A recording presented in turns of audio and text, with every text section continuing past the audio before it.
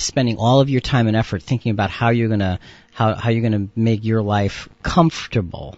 And now look, there's nothing wrong with being comfortable, but if you're being comfortable at the expense of being equitable, or at the expense of having integrity, or at the expense of being honest, and on and on and on, then that comfort is very, very, very much misplaced. And Jesus is giving a great example, saying, you can make all of your plans about making your life comfortable. And he says, thou fool, your life is required of you this night. Now what? All of that planning is for nothing. What did you do? What did you give? What mark did you make with all of the things that you were blessed with? So comfort can be very deceiving. And Jonathan, just generically, you were mentioning about how a lot of times people are advised to, just explain what you're talking about. Well, psychiatrists give a lot of concept of, if it doesn't feel good, don't do it. So if your marriage doesn't feel good, get out of it. If you're not happy with everything that you're doing, then stop doing that and do something else to make yourself feel good. And while there may be some value in parts of that I think is a very dangerous place to go, because we're valuing our self-comfort over perhaps ethical behavior, principled behavior. Absolutely. And that doesn't get us anywhere. What it does is it continues to feed that feeling of emptiness. Because when all we're focused on is ourselves, we are empty.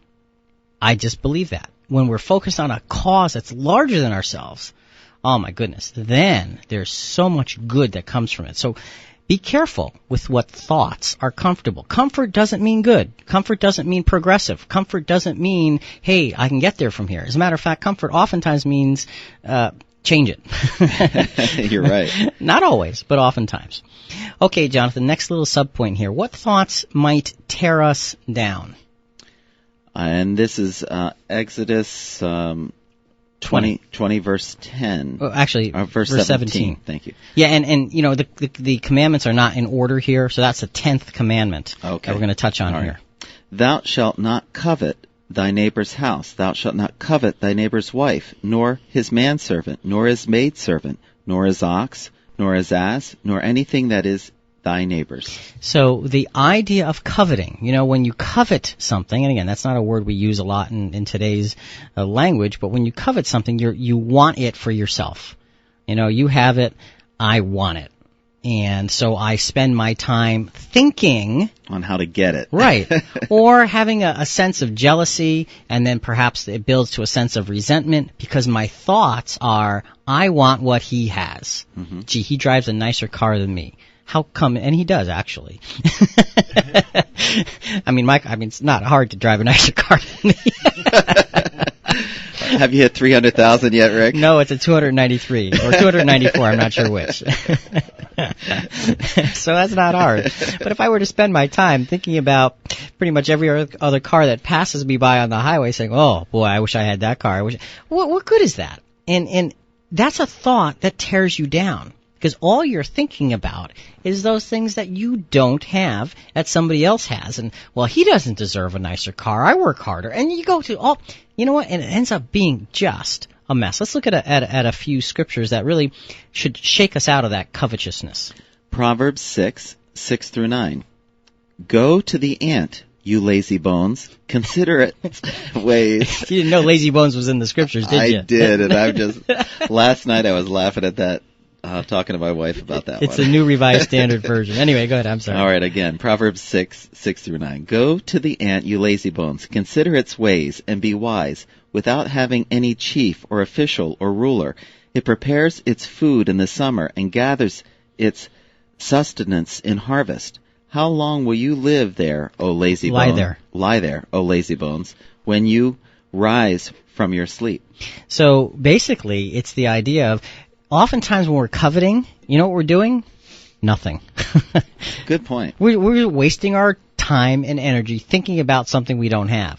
And the proverb is essentially shaking you up pouring cold water on your head and saying, Wake up. lazy bones. Look at the ant. Look at how hard the ant works. It just knows what it's supposed to do and just goes and does it. Be like that. Don't be thinking about wishing. I mean, if the ant were to wish that it had food for the winter, it would starve. Mm-hmm. But the ant just goes and does what it's supposed to. Proverbs 13, verse 4, the soul of the sluggard desireth, and hath nothing, but the soul of the diligent shall be made fat. So now you want to be called lazy bones or a sluggard. Take your pick. But the idea is that thoughts that tear us down are thoughts that are along the lines of covetousness, wishing. It kind of paralyzes us. That's a good way to put it. It really does. Because so we do nothing. Right. Because you want, and you think about, and then you resent, and on and on and on and on. And there's no value. There's nothing gained. You don't feel better as a result. You're right. Unless you get up and do something. Interesting quote from William Ward along the idea of thoughts that tear us down. It says, forgiveness is the key that unlocks the handcuffs of hate. Hate is a thought and an attitude that can tear us down. And forgiveness is the key that unlocks us from those handcuffs. And folks, how many things are we handcuffed by inside our own heads, in our thinking, that we need to find a way to get out of that handcuff? How many things tear us down rather than build us up? Boy, this is going to take longer than I thought. Fred, okay, why don't we do the break at this point? We're talking about our thoughts, things that can tear us down, and when we come back, it'll be things that can build us up. This is Jonathan and Rick with Christian Questions on News Talk 102.3 FM, WXLM. Our subject, what will you change? Stay with us.